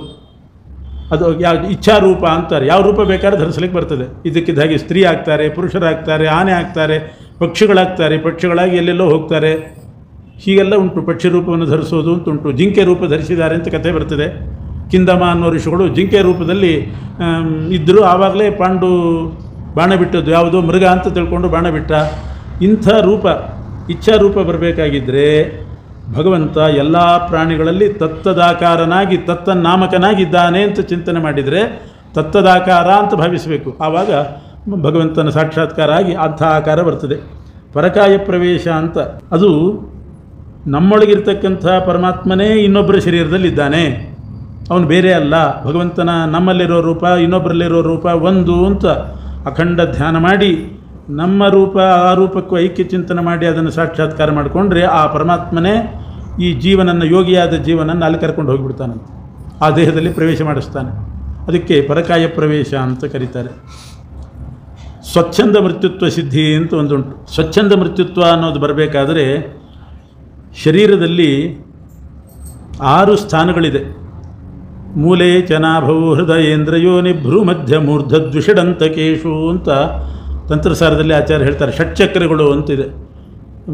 ಮೂಲ, ನಾಭಿ, ಹೃದಯ, ಕಂಠ, ಭ್ರೂಮಧ್ಯ, ತಲೆ ಮೇಲೆ. ಹೀಗೆ 6 ಚಕ್ರಗಳಲ್ಲಿ ಭಗವಂತನ ರೂಪಗಳಿದೆ ಅಂತ ಆ ರೂಪಗಳ ಚಿಂತನೆ ಮಾಡೋದರಿಂದ ಸ್ವಚ್ಛಂದ ಮೃತ್ಯುತ್ವ ಬರಲಿಕ್ಕೆ ಸಾಧ್ಯ. ದೇವತೆಗಳ ಜೊತೆಗೆ ಕ್ರೀಡೆ ಮಾಡಬಹುದು. ಸತ್ವಗುಣ ನಿಯಾಮಕ ಪರಮಾತ್ಮ ಅಂತ ಧ್ಯಾನ ಮಾಡಿ ಆ ಸತ್ವಗುಣ ನಿಯಾಮಕ ಭಗವಂತನ ಚಿಂತನೆ ಮಾಡಿದರೆ ದೇವತೆಗಳ ಉದ್ಯಾನದಲ್ಲಿ ಹೋಗಿ ದೇವತೆಗಳೊಡನೆ ಯೋಗಿ ವಿಹಾರ ಮಾಡಿ ಬರ್ತಾನೆ. ಯಥಾ ಸಂಕಲ್ಪ ನಮ್ಮ ಸಂಕಲ್ಪ ಈಡೇರಬೇಕು. ಅದಕ್ಕೆ ಭಗವಂತನನ್ನು ಸತ್ಯ ಸಂಕಲ್ಪ ಅಂತ ಚಿಂತನೆ ಮಾಡಬೇಕು. ಆ ರೀತಿ ಮಾಡಿದರೆ ನಮ್ಮ ಸಂಕಲ್ಪ ಸತ್ಯ ಆಗ್ತದೆ. ನಮ್ಮ ಆಜ್ಞೆಯನ್ನು ಎಲ್ಲರೂ ಪರಿಪಾಲಿಸಬೇಕು. ಯಾರೂ ನಮ್ಮ ಆಜ್ಞೆಯನ್ನು ಮೀರಿರಬಾರ್ದು. ಮೀರಿದರು ಅಂತಂದರೆ ಮನುಷ್ಯನಿಗೆ ದುಃಖ ಆಗ್ತದೆ, ಸಿಟ್ಟು ಬರ್ತದೆ, ಇದೆಲ್ಲ ಆಗ್ತದೆ. ಅದಕ್ಕೆ ಸ್ವತಂತ್ರ ಪರಮಾತ್ಮ ಅಂತ ಚಿಂತನೆ ಮಾಡಿದರೆ ನಮ್ಮ ಆಜ್ಞೆಯನ್ನು ಯಾರೂ ಮೀರಲ್ಲ. ಹೀಗಾಗಿ ಸ್ವಾತಂತ್ರ್ಯ ಗುಣವನ್ನು ಧ್ಯಾನ ಮಾಡಬೇಕು. ತ್ರಿಕಾಲಜ್ಞತ್ವ ಸಿದ್ಧಿ. ತ್ರಿಕಾಲಜ್ಞತ್ವ ಅಂತಂದರೆ 3 ಕಾಲದಲ್ಲಿ ಇದ್ದದ್ದನ್ನು ಕಂಡುಕೊಳ್ತಕ್ಕಂಥದ್ದು. ತ್ರಿಕಾಲ ನಿಯಾಮಕ ಭಗವಂತ ಅಂತ ಚಿಂತನೆ ಮಾಡಿದರೆ ತ್ರಿಕಾಲಜ್ಞತ್ವ ಬರ್ತದೆ. ಪರಚಿತ್ತಾಭಿಜ್ಞತ್ವ ಅಂತ ಒಂದು ಸಿದ್ಧಿ. ಇನ್ನೊಬ್ಬರು ಮನಸ್ಸಿನಲ್ಲಿ ಏನು ಯೋಚನೆ ಮಾಡ್ತಿದ್ದಾರೆ ಅಂತ ಕಂಡುಹಿಡಿಬೋದು. ಅದನ್ನು ತಿಳಿಬೇಕಾಗಿದ್ದರೆ ಭಗವಂತ ಪರಚಿತ್ತಾಭಿಜ್ಞ, ಸರ್ವಜ್ಞನಾಗಿದ್ದಾನೆ, ಪರಚಿತ್ತಾಭಿಜ್ಞನಾಗಿದ್ದಾನೆ ಅಂತ ಚಿಂತನೆ ಮಾಡಿದರೆ ಆವಾಗ ಪರಚಿತ್ತಾಭಿಜ್ಞತ್ವ ಬರ್ತದೆ. ಮಧ್ವಾಚಾರ್ಯರಿಗೆ ಅದಿತ್ತು ಅಂತ ಉಲ್ಲೇಖ ಇದೆ ಮಧ್ವವಿಜಯದಲ್ಲಿ. ಶಿಷ್ಯರ ಜೊತೆಗೆ ಉತ್ತರ ಭಾರತ ಸಂಚಾರ ಮಾಡುವಾಗ ಒಬ್ಬ ತಪಸ್ವಿಯನ್ನು ತೋರಿಸ್ತಾರೆ ಮಧ್ವಾಚಾರ್ಯ. ಒಳ್ಳೆ ತಪಸ್ಸು ಮಾಡ್ತಾ ಕೂತಿದ್ದ ಒಬ್ಬ ಋಷಿ. ಎಲ್ಲರೂ ಶಿಷ್ಯರೆಲ್ಲ ಹಾಗಾದ್ರೆ ಅವನಿಗೆ ನಮಸ್ಕಾರ ಮಾಡಿ ಹೋಗೋಣ ಅಂತ ಹೋಗಿದ್ದರು. ಮಧ್ವಾಚಾರ್ಯ ಹೇಳ್ತಾರೆ, ಅವನು ತಪಸ್ವಿ ಅಲ್ಲ, ಅವನು ಮುಂದಿನ ಕಲ್ಪದ ಮಾರೀಚ ಅಂತ ಹೇಳಿದರು. ಮುಂದೆ ಪ್ರತಿ ಸಲ ಇದೆಲ್ಲ ಧಾತಾ ಯಥಾಪೂರ್ವಮ ಕಲ್ಪಯಿತು ಅಂತ ನಡೀತಾ ಇರ್ತದೆ. ಮುಂದೆ ಮಾರೀಚನಾಗಿ ಸೀತಾಪಹರಣಕ್ಕೆ ಸಹಾಯ ಮಾಡಬೇಕಲ್ಲ. ಮುಂದೆ ಮತ್ತೆ ರಾಮದೇವರು ಅವರೆಲ್ಲ ಬರ್ತಾರೆ, ರಾವಣ ಬರ್ತಾನೆ. ಈ ರಾವಣ ಅಲ್ಲ, ಈ ರಾಮ ಮತ್ತೆ ಬರ್ತಾರೆ, ಬೇರೆ ಬೇರೆ ಅದೇ ಹೆಸರಿನವರು. ಆವಾಗ ಮಾರೀಚ ಅಂತ ಒಬ್ಬ ಹೆಸರಿನವನು ಬರ್ತಾನೆ. ಅವನೇ ಇವನು ಅಂತಂದ್ರಂತೆ. ಮತ್ತೆ ಮುಂದೆ ಬರೋ ಮಾರೀಚ ಇವನು. ಅಷ್ಟು ಅವನ ಮನಸ್ಸಿನಲ್ಲಿ ಏನಿದೆ ಅಂತ ತಿಳ್ಕೊಳ್ಳೋ ಶಕ್ತಿ ಇತ್ತು. ಅಗ್ನಿಸ್ತಂಭ, ಸೂರ್ಯಸ್ತಂಭ, ಜಲಸ್ತಂಭ, ವಿಷ ಕುಡಿದ್ರೂ ಕೂಡ ಏನೂ ಆಗದೇ ಇರೋ ಹಾಗೆ ವಿಷಸ್ತಂಭನ, ಇವೆಲ್ಲ ಕೆಲವು ಸಿದ್ಧಿಗಳಿದೆ. ಅದಕ್ಕೆಲ್ಲ ಏನು ಅಂತಂದರೆ ಅಗ್ನಿಸ್ತಂಭ ಬರಬೇಕಾದ್ರೆ ಅಗ್ನಿ ನಿಯಾಮಕ ಪರಮಾತ್ಮ ಅಂತ ಚಿಂತನೆ ಮಾಡಬೇಕು. ಆಗ ಅಗ್ನಿಸ್ತಂಭನ ಶಕ್ತಿ ಬರ್ತದೆ. ವಿಜಯಧ್ವಜ ತೀರ್ಥರಿದ್ದರು, ಭಾಗವತ ಸಮಗ್ರ ವ್ಯಾಖ್ಯಾನಕಾರರು ವಿಜಯಧ್ವಜ ತೀರ್ಥರು. ಅವರು ಕಣ್ಣು ತೀರ್ಥದಲ್ಲಿ ಅಲ್ಲಿ ಒಂದು ಮಠ ಇದೆ. ಆ ಮಠದ ಹೊರಗಡೆ ಒಂದು ಅಶ್ವತ್ಥ ಮರ ಇದೆ. ಅದರ ಕೆಳಗಡೆ ಕೂತ್ಕೊಂಡು ತಪಸ್ಸು ಮಾಡ್ತಾಯಿದ್ರು. ಧ್ಯಾನ ತಪಸ್ಸು. ಆ ತಪಸ್ಸು ಮಾಡುವಾಗ ಗಾಳಿ ಬೀಸಿ ಆ ಮರದ ಎಲೆಗಳೆಲ್ಲ ಒಂದಕ್ಕೊಂದು ಬಡಿದು ಪಟ್ಟ ಪಟ್ಟ ಶಬ್ದ ಆಗೋದು. ಇವರಿಗೆ ಸ್ವಲ್ಪ ಮನಸ್ಸಿಗೆ ವಿಕ್ಷೋಭ ಆಗ್ತಿತ್ತು, ಆ ಶಬ್ದ ಡಿಸ್ಟರ್ಬ್ ಆಯಿತು. ಕೈ ಹಿಡಿದ್ರಂತೆ, ಹೀಗೆ ಅಡ್ಡ ಕೈ ಹಿಡಿದ್ರು, ಶಬ್ದ ಮಾಡಬೇಡಿ ಅಂತ. ನಿಶ್ಶಬ್ದ ಆಯಿತಂತೆ ಮರ, ನಿಶ್ಶಬ್ದ ಆಯಿತು. ಮಧ್ವಾಚಾರ್ಯರು ಅದೇ ಸಮುದ್ರ ತೀರದಲ್ಲೇ, ಅದು ಮಠ ಸ್ವಲ್ಪ ದೂರ, ಸಮುದ್ರ ತೀರದಲ್ಲೇ ಶ್ರೀಮದ್ ಆಚಾರ್ಯರು ಪಾಠ ಹೇಳ್ತಾ ಇದ್ದರು. ಅಲೆಗಳು ಬರ್ತಾ ಇದ್ವು. ಆ ಸಮುದ್ರದ ಅಲೆಯನ್ನು, ಅದು ಅಲೆ ಬರುವಾಗಲೂ ಜೋರಾಗಿ ಶಬ್ದ ಆಗ್ತಿದೆ, ಭೋರ್ಗರಿಯೋದು ಅಂತಾರೆ. ಮಧ್ವಾಚಾರ್ಯರು ಆ ಸಮುದ್ರವನ್ನು ಕೆರೆ ನೀರಿನ ಹಾಗೆ ಮಾಡಿಬಿಟ್ರಂತೆ. ಕೆರೆ ಥರ, ಅಲ್ಲಿ ಅಲೆ ಇಲ್ಲ, ಕೆರೆ, ಆ ನಿಂತು ನೀರಿನ ಹಾಗೆ ಮಾಡಿಬಿಟ್ರಂತೆ. ಇದೆಲ್ಲ ಸಿದ್ಧಿಗಳು. ಇದು ಹೇಗಾಗುತ್ತೆ ಅಂತಂದರೆ, ಆ ಎಲೆಯಲ್ಲಿರ್ತಕ್ಕಂಥ ಪರಮಾತ್ಮ, ಗಾಳಿಯಲ್ಲಿರೋ ಪರಮಾತ್ಮ, ನೀರಿನಲ್ಲಿರೋ ಪರಮಾತ್ಮ, ಅಗ್ನಿಯಲ್ಲಿರೋ ಭಗವಂತ, ವಿಷದಲ್ಲಿರ್ತಕ್ಕಂಥ ಪರಮಾತ್ಮ, ಇವುಗಳನ್ನೆಲ್ಲ ನಾವು ಧ್ಯಾನ ಮಾಡೋದರಿಂದ ಅಂಥ ಸಿದ್ಧಿಯನ್ನು ಪಡಿಬಹುದು. ಆದರೆ ಮನುಷ್ಯರ ಯೋಗ್ಯತೆ ಅಲ್ಲ ಇದೆಲ್ಲ, ಅಷ್ಟೇ. ದೇವತೆಗಳು, ಋಷಿಗಳು ಇಂಥ ಸಿದ್ಧಿಯನ್ನು ಯೋಗಿಗಳು ಪಡೆದಿರ್ತಾರೆ. ಅಪರಾಜಯ ಸಿದ್ಧಿ ಅಂತ ಉಂಟು. ಪರಮಾತ್ಮ ಶ್ರೀವತ್ಸಧಾರಿಯಾಗಿದ್ದಾನೆ, ಶಂಖ ಚಕ್ರ ಗದಾ ಪದ್ಮಧಾರಿಯಾಗಿದ್ದಾನೆ. ಇಂಥ ಭಗವಂತನ ರೂಪಚಿಂತನೆ ಮಾಡೋದರಿಂದ ಅಪರಾಜಯ ಅನ್ನುವಂಥ ಸಿದ್ಧಿ ಬರ್ತದೆ. ಹೀಗೆ ಸಿದ್ಧಿಗಳ ಸಂಪಾದನೆ ಕ್ರಮವನ್ನು ಕೃಷ್ಣನೇ ಹೇಳಿದ್ದು ಉದ್ಧವನಿಗೆ. ಆದರೆ ಇದು ಮೋಕ್ಷಕ್ಕೆ ಪ್ರತಿಬಂಧಕ ಆಗಬಾರ್ದು, ಈ ಸಿದ್ಧಿ ಪ್ರದರ್ಶನವೇ ಒಂದು ರೂಢಿ ಆಗಬಾರ್ದು ಅಂತ ಹೇಳಿದ್ದಾರೆ. ಹಾಗೆ ವಿಭೂತಿಗಳನ್ನು ಕೂಡ ತಿಳಿಸಿದ್ದಾರೆ. ಭಗವದ್ಗೀತೆಯಲ್ಲಿ ಬಂದಂತೆ ವಿಭೂತಿ ರೂಪಗಳ ವಿಷಯ. ಕೆಲವು ಸಲ ಗುಣವೂ ದೋಷ ಆಗ್ತದೆ, ದೋಷವೂ ಗುಣ ಆಗ್ತದೆ.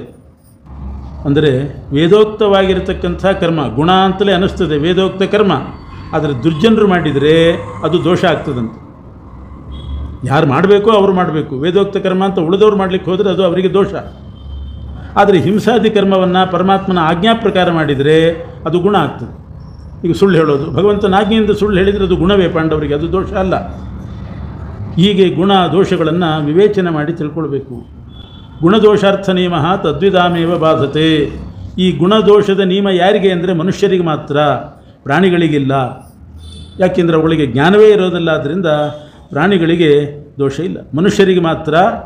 ನಂಗೆ ಗೊತ್ತಿದ್ದಿಲ್ಲ ಅನ್ನೋದು ತಪ್ಪು ಮಾಡಿದ್ದಕ್ಕಿಂತ ಹೆಚ್ಚಿನ ದೋಷ ಆಗ್ತದಂತೆ. ತಪ್ಪು ಮಾಡಿಬಿಟ್ರೆ ಎಷ್ಟು ಶಿಕ್ಷೆನೋ, ಯಾಕೆ ಮಾಡಿದೆ ಅಂತ ಕೇಳಿ ನಂಗೆ ಗೊತ್ತಿದ್ದಿಲ್ಲ ಮಾಡಿದೆ ಅಂತಂದರೆ ಇನ್ನೂ ಜಾಸ್ತಿ ಶಿಕ್ಷೆ ಅಂತ. ಅವ್ರಿಗೆ ಅಜ್ಞಾನ ಉಳಿಸ್ಕೊಂಡದ್ದಕ್ಕೆ ಶಿಕ್ಷೆ ಬರ್ತದಂತೆ. ಬೆಂಕಿ ಗೊತ್ತಿದ್ದು ಮುಟ್ಟಿದರೂ ಸುಡ್ತದೆ, ಗೊತ್ತಿಲ್ಲದೆ ಮುಟ್ಟಿದರೂ ಸುಡ್ತದೆ. ಗೊತ್ತಿದ್ದು ಮುಟ್ಟಿದ್ರೆ ಸ್ವಲ್ಪ ಸುಡ್ತದೆ, ಗೊತ್ತಿಲ್ಲದೆ ಮುಟ್ಟಿದ್ರೆ ಜಾಸ್ತಿ ಸುಡ್ತದೆ. ಯಾಕೇನೂ ಗೊತ್ತಿರೋದಿಲ್ಲ, ಆರಾಮ್ ಕಾಲು ಉರಿಬಿಡ್ತಾನೆ. ಅದನ್ನು ಗೊತ್ತಿದ್ದವನಾದರೆ ಮೆಲ್ಲ ಕಾಲಿಡ್ತಾನೆ, ಸ್ವಲ್ಪ ಕಾಲಿನಿಂದ ದೂರ ಮಾಡ್ತಾನೆ ಅಷ್ಟೇ. ಹಾಗಾಗಿ ಅಜ್ಞಾನ ವರ್ಷ ಚತುರ್ದಶ ದೂರ್ಧ್ವಂ, 14 ವರ್ಷದ ಮೇಲೆ ಯಾವುದು ಶುಭ ಯಾವುದು ಅಶುಭ, ಧರ್ಮ ಅಧರ್ಮ ಜ್ಞಾನ 14ನೇ ವಯಸ್ಸಿನ ಮೇಲೆ ಪಡಿಬೇಕಂತೆ. ತೇಷಾಂ ಅಜ್ಞಾನಜೋ ದೋಷ ಸುಮಹಾನ್ ಕರ್ಮಜಾದಪಿ. ಕರ್ಮ ಮಾಡಿದ್ದಕ್ಕಿಂತ ಹೆಚ್ಚಿನ ದೋಷ ತಿಳ್ಕೊಳ್ಳದೇ ಇದ್ದದ್ರಿಂದ ಬರ್ತದೆ. ಅದರಿಂದ ತಿಳ್ಕೊಳ್ಬೇಕು, ಯಾವುದು ಏನು ಅನ್ನೋದನ್ನು ತಿಳ್ಕೊಳ್ಬೇಕು. ತಿಳ್ಕೊಳ್ಳದೇ ಇದ್ದಾಗಿದೆ ತಿರಶ್ಚಾಂ, ಪ್ರಾಣಿಗಳಿಗೆ ತಿಳ್ಕೊಳ್ಳುವ ಶಕ್ತಿನೇ ಇರೋದಿಲ್ಲ. ಆದ್ದರಿಂದ ಅವುಗಳಿಗೆ ಈ ಗುಣದೋಷದ ನಿಯಮ ಇಲ್ಲ. ಮತ್ತೆ ಉಪದೇಶ ಮಾಡಿದ ಅನೇಕ ತತ್ವಗಳು. ಇನ್ನು ಪಾಪ ಮಾಡಿದರು ಅಂತ ಇಟ್ಕೊಳ್ಳೋಣ ಕೆಲವರು. ಅದಕ್ಕೆ ಪ್ರಾಯಶ್ಚಿತ್ತ ಏನು ಅಂತಂದರೆ, ಸಮಾನ ಕರ್ಮಾಚರಣೆ ಪತಿತಾನಾಂ ನಪಾತಕಂ. ಎಷ್ಟು ಮೋಹಕವಾಗಿದೆ ನೋಡಿ ಈ ಶ್ಲೋಕ. ಒಂದು ಪಾತಕವನ್ನು ಮಾಡಿದಾಗ ಆ ಪಾತಕ ಅವರಿಗೆ ಅಂಟಬಾರ್ದು ಅಂತಾದರೆ ಸಮಾನ ಕರ್ಮಾಚರಣೆ, ಅದಕ್ಕೆ ಸಮಾನವಾದ ಮತ್ತೊಂದು ಕರ್ಮ ಮಾಡಬೇಕಂತೆ. ಆವಾಗ ಪಾಪ ಅಂಟಲ್ಲ, ಪ್ರಾಯಶ್ಚಿತ್ತ ಆಗ್ತದೆ. ಒಬ್ಬನನ್ನು ಕೊಲೆ ಮಾಡಿದ, ಹತ್ಯೆ ಮಾಡಿದ, ಪಾಪ ಬಂತು. ಅದಕ್ಕೇನು ಮಾಡಬೇಕು? ಸಮಾನ ಕರ್ಮಾಚರಣೆ ಪತಿತಾನಾಂ ನಪಾತಕಂ. ಅದೇ ಥರದ ಕೆಲಸ ಮತ್ತೊಂದು ಮಾಡಬೇಕು, ಆವಾಗ ಪಾತಕ ಇಲ್ಲ. ಇದು ಭಾಗವತ ಶ್ಲೋಕ ಇರೋ ಕ್ರಮ ಹೀಗೆ. ಏನು ಸಮಾನ ಕರ್ಮ ಮಾಡ್ತಾ ಹೋದರೆ ಇನ್ನೂ ಜಾಸ್ತಿ ಬರ್ತಾ ಹೋಗ್ತದೆ ಪಾತಕ. ಇದಕ್ಕೆಲ್ಲ ಆಚಾರ ಇಲ್ಲದಿದ್ದರೆ ಅರ್ಥ ಆಗೋದು. ಅಲ್ಲೇ ಮುಂದೆ ನಶಯಾನ ಪತತ್ತದೆ. ಯಾಕೆ? ಒಂದು ಸಮಾನ ಕರ್ಮಾಚರಣೆ ಮಾಡಿ ಬಿದ್ದುಬಿಟ್ಟ ಅಂತಾದರೆ ಮತ್ತೆ ಬೀಳಲಿಕ್ಕಾಗೋದಿಲ್ಲ ಅವನಿಗೆ. ಮಲಗಿದವನು ಬೀಳ್ತಾನೆ, ನಿಂತವನು ಬೀಳ್ತಾನೆ. ಪಾಪ ಮಾಡಿ ಬಿದ್ದ ಕೆಳಗಡೆ ಅಂತಂದರೆ ಮತ್ತೆ ಮಲಗಿದವರು ಬೀಳೋದಿಲ್ಲ, ನಿಂತವರು ಅಥವಾ ಮರ ಹತ್ತಿದವರು ಬೀಳ್ತಾರೆ ಹೊರತು ಮಲಗಿದವರು ಬೀಳೋದಿಲ್ಲ. ನಶಯಾನ ಪತತ್ಯಧ. ಹೀಗೆಲ್ಲ ಶ್ಲೋಕಗಳಿದೆ. ಅದಕ್ಕೆ ಆಚಾರ್ಯ ಬರೀತಾರೆ, ಸಮಾನ ಕರ್ಮಾಚರಣ ಅಂತಂದರೆ ಮಾಡಿದ ತಪ್ಪನ್ನೇ ಅದಕ್ಕೆ ಸಮಾನವಾದ ತಪ್ಪು ಮತ್ತೊಂದು ಮಾಡಬೇಕು ಅಂತ ಅರ್ಥ ಅಲ್ಲ. ಸಮಾನ ಅಂತಂದರೆ ಅನುರೂಪವಾದ ಶಿಕ್ಷೆ ಅಂತ ಅರ್ಥ. ಪಾಪಕ್ಕೆ ಸರಿಯಾಗಿ ಶಿಕ್ಷೆ ಕೊಡಬೇಕು ಅಂತಾರೆ ನೋಡಿ. ಆ ಸರಿಯಾಗಿ ಅನ್ನೋದ್ರ ಬದಲು ಸಮಾನ ಅಂತ ಬಂದಿದೆ. ಪಾಪಕ್ಕೆ ಸರಿಯಾಗಿ ಶಿಕ್ಷೆ ಅಂದರೆ ಅರ್ಥ ಏನು? ಏನು ಪಾಪ ಮಾಡಿರ್ತಾನೆ ಅದಕ್ಕೆ ಅನುರೂಪವಾಗಿರ್ತಕ್ಕಂಥ ಶಿಕ್ಷೆಯನ್ನು ಕೊಡಬೇಕು.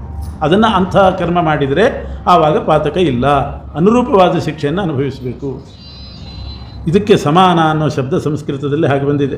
ಸಮಾನ ಕರ್ಮಾಚರಣೆ ಅಂತಂದರೆ ಆತ್ಮಯೋಗ್ಯ ಕರ್ಮಾಚರಣೆ, ತನಗೆ ಯೋಗ್ಯವಾದ ಶಿಕ್ಷೆ, ಅದನ್ನು ಮಾಡಿದರೆ ಮಾತ್ರ ಹೀಗೆ. ಶಯಾನೋ ನಪತತ್ಯತಃ, ಮಲಗಿದವನು ಬೀಳೋದಿಲ್ಲ ಅಂತಂದರೆ ಶಯಾನ ಅಂದರೆ ಮಲಗಿದವನು ಅಂತ ಅರ್ಥ ಅಲ್ಲ. ಒಂದು ಸಲ ಬಿದ್ದಾಗಿದೆ ಇನ್ನೇನು ಬೀಳೋದು, ತಪ್ಪು ಮಾಡ್ತಾ ಹೋಗ್ತೀನಿ, ಆ ರೀತಿ ಅರ್ಥ. ಶಯಾನ ಅಂತಂದರೆ ಶೂದ್ರರಿಗೆ ಕೆಲವು ಪಾತಕ ಆಗೋದಿಲ್ಲ, ನಿಷಿದ್ಧ ಭಕ್ಷ್ಯಗಳು ಅಂತ ಉಂಟು. ಬ್ರಾಹ್ಮಣ ವರ್ಣದವರಿಗೆ ಇಂಥದ್ದನ್ನೆಲ್ಲ ತಿನ್ಕೂಡುದು ಅಂತ ನಿಷೇಧ ಇದೆ ಬ್ರಾಹ್ಮಣ ವರ್ಣದವರಿಗೆ. ಆದರೆ ಶೂದ್ರ ವರ್ಣದವರಿಗೆ ಅಷ್ಟು ನಿಷೇಧ ಇಲ್ಲ. ಅವರಿಗೆ ಪಾತಿತ್ಯ ಬರೋದಿಲ್ಲ, ಅವರಿಗೆ ಪಾತಕ ಅಂಟೋದಿಲ್ಲ, ಅವರು ಅದರಿಂದ ಅಧಪಾತ ಹೊಂದೋದಿಲ್ಲ ಅಂತ ಅರ್ಥ. ಲಶುನ ಭಕ್ಷಣಾದಿಭಿ ಬ್ರಾಹ್ಮಣಾದಿ ಪಾತಕೈ ಅಷ್ಟೇ. ಲಶುನ ಭಕ್ಷಣ ಅಂತಂದರೆ ನಿಷಿದ್ಧವಾದ ಇದು. ಲಶುನ ಅಂತಂದರೆ ಬೆಳ್ಳುಳ್ಳಿ, ಪಲಾಂಡು ಅಂದರೆ ಈರುಳ್ಳಿ, ಇಂಥದ್ದೆಲ್ಲ ಬ್ರಾಹ್ಮಣರಿಗೆ ನಿಷಿದ್ಧ ಅಷ್ಟೇ ಹೊರತು ಬೇರೆಯವರಿಗೆಲ್ಲ. ಅವರಿಗೆ ಅದರಿಂದ ಪಾತಕ ಅನ್ನೋದು ಇಲ್ಲ. ಇದನ್ನು ಅರ್ಥ ಮಾಡ್ಕೋಬೇಕು. ನಶಯಾನ ಪತತ್ಯದ ಅಂದರೆ ಏನು ಶಯಾನ ಅಂತಂದರೆ ಮಲಗಿದವರು ಅನ್ನೋದು ಅರ್ಥ. ಶಯಾನ ಅಂದರೆ ಮಲಗಿದವನು ಅಂತ. ಶೂದ್ರ ಅನ್ನೋ ಅರ್ಥ ಹೇಗೆ ಬಂತು ಅಂದರೆ ತ್ರೈವರ್ಣಿಕ ಸಂಚರಂತಹ ಸಂಚಾರಿಗಳು ಅಂತಂದರೆ ತ್ರೈವರ್ಣಿಕರು ಅಂತ ಅರ್ಥ. ಬ್ರಾಹ್ಮಣ, ಕ್ಷತ್ರಿಯ, ವೈಶ್ಯ ಇವರಿಗೆ ಸಂಚಾರಿಗಳು ಅಂತ ಹೆಸರಂತೆ. ಮಲಗಿದವರು ಅಂದರೆ ಶೂದ್ರರು ಅಂತ ಹೆಸರಂತೆ. ಇದೆಲ್ಲ ಬಹಳ ಗೂಢವಾದ ಶಬ್ದಗಳು.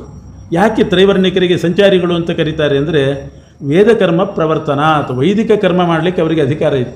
ಯಜ್ಞ, ಯಾಗ ಇದನ್ನೆಲ್ಲ ಮಾಡಬೇಕು. ಪಾಠ ಹೇಳ್ಕೊಡೋದಲ್ಲ, ಯಜ್ಞ ಮಾಡಿಸೋದಲ್ಲ, ಪೌರೋಹಿತ್ಯ ಅಲ್ಲ, ಯಜ್ಞ ಮಾಡಬಹುದು. ಹೀಗೆ ವೈದಿಕ ಕರ್ಮಗಳನ್ನು ಅದರಲ್ಲಿ ಪ್ರವೃತ್ತಿ ಮಾಡಬಹುದು, ವೈದಿಕ ಕರ್ಮಗಳಲ್ಲಿ ಪ್ರವೃತ್ತಿ ಮಾಡಬಹುದು. ಆದ್ದರಿಂದ ಅವರಿಗೆ ಸಂಚಾರಿಗಳು ಅಂತ ಹೆಸರು. ಇವರಿಗೆ ಆ ಕರ್ಮದಲ್ಲಿ ಪ್ರವೃತ್ತಿ ಇಲ್ಲ, ಆದ್ದರಿಂದ ಇವರು ಶಯಾನ ಅಂತ ಅರ್ಥ ಅಷ್ಟೇ ಹೊರತು ಮಲಗಿದವರು ಅಂತ ಅರ್ಥ ಅಲ್ಲ. ವೇದದಲ್ಲಿಯೂ ಕೂಡ ಈ ಶಬ್ದಗಳು ಬರ್ತದೆ. ಕೃತಯುಗದವರು ಹೇಗಿರ್ತಾರೆ, ದ್ವಾಪರ, ತ್ರೇತ, ದ್ವಾಪರ, ಕಲಿಯುಗದವರ ಲಕ್ಷಣ ಏನು ಅಂತ ಹೇಳುವಾಗ ವೇದದಲ್ಲಿ ಹೇಳ್ತಾರೆ. ಕಲಿಶಯಾನೋ ಭವತಿ. ಶಯಾನ ಅಂದರೆ ಕಲಿಯುಗ ಅಂತ ಅರ್ಥ ಅಂತ. ಅಂದರೆ ಹೆಚ್ಚು ಕರ್ಮ ಏನೂ ಮಾಡೋದೇ ಇಲ್ಲ, ಪ್ರವೃತ್ತಿನೇ ಇಲ್ಲ, ಮಲಗಿರ್ತಾರೆ. ಮಲಗಿದವ್ರಿಗೆ ಏನು ಮಾಡಲಿಕ್ಕೆ ಬರ್ತದೆ, ಏನಿಲ್ಲ. ಹಾಗೆ ಕಲಿಯುಗ ಅಂತಂದರೆ ಅದು ಶಯಾನ ಅಂತ ಅರ್ಥ, ಮಲಗಿದ ಹಾಗೆ. ಕಲಿಶಯಾನೋ ಭವತಿ ಸಂಜಿಹಾನಸ್ತು ದ್ವಾಪರ. ದ್ವಾಪರ ಯುಗದವರು ಎದ್ದಿರ್ತಾರಂತೆ, ಆದರೆ ಕರ್ಮ ಮಾಡಲೋ ಬೇಡೋ ಅಂತ ಸ್ವಲ್ಪ ಸಂದೇಹ ಪಡ್ತಿರ್ತಾರಂತೆ. ಅಂದರೆ ಮಲಗಿದ್ದವನು ಕಲಿಯುಗದವನು ಎದ್ದು ಕೂತಿರ್ತಾನೆ, ಪೂರ್ತಿ ಹೇಳೋದಿಲ್ಲ, ಹಾಸಿಗೆ ಮೇಲೆ ಕೂತಿರ್ತಾನೆ ಇನ್ನು, ಅವನು ದ್ವಾಪರ ಯುಗ. ಅಂದರೆ ಸ್ವಲ್ಪ ಪ್ರವೃತ್ತಿ ಆಗ್ತದೆ, ಪೂರ್ಣ ಪ್ರವೃತ್ತಿ ಆಗೋದಿಲ್ಲ ದ್ವಾಪರ ಯುಗ ಅಂದರೆ. ಕಲಿಶಯಾನೋ ಭವತಿ ಸಂಜಿಹಾನಸ್ತು ದ್ವಾಪರ. ಉತ್ತಿಷ್ಠಂ ತ್ರೇತಾ ಭವತಿ. ತ್ರೇತಾಯುಗದವರು ಎದ್ದು ನಿಂತಿರ್ತಾರಂತೆ, ಕೃತಯುಗದವರು ಸಂಚಾರ ಮಾಡ್ತಿರ್ತಾರಂತೆ. ಅಂದರೆ ಚೆನ್ನಾಗಿ ವೇದದಲ್ಲಿ ಪ್ರವೃತ್ತಿ ಮಾಡುವವರು ಕೃತಯುಗದವರು. ಪ್ರವೃತ್ತಿ ಮಾಡಲಿಕ್ಕೆ ನಿಂತಿರ್ತಾರೆ, ರೆಡಿಯಾಗಿರ್ತಾರೆ, ಸ್ವಲ್ಪ ಮಾಡ್ತಾರೆ, ಅವರು ತ್ರೇತಾಯುಗ. ಕೂತಿರ್ತಾರೆ, ಅಷ್ಟು ಪ್ರವೃತ್ತಿ ಮಾಡೋದಿಲ್ಲ, ಅವರು ದ್ವಾಪರ ಯುಗದವರು. ಪೂರ್ತಿ ಮಲ್ಕೊಂಡವರಂತೂ ಕಲಿಯುಗದವರು ಅಂತ ಅರ್ಥ. ಅಂದರೆ ಏನೇನೋ ವೇದದಲ್ಲಿ ವೈದಿಕ ಕರ್ಮದಲ್ಲಿ ಪ್ರವೃತ್ತಿ ಇಲ್ಲದೇ ಇದ್ದರೆ ಅಂತ ಅರ್ಥ. ಹೀಗೆ ಶಬ್ದಗಳು ಬಹಳ ವಿಲಕ್ಷಣ. ಇದನ್ನೆಲ್ಲ ಆಚಾರ್ಯರು ಬರೆದಿದ್ದಾರೆ.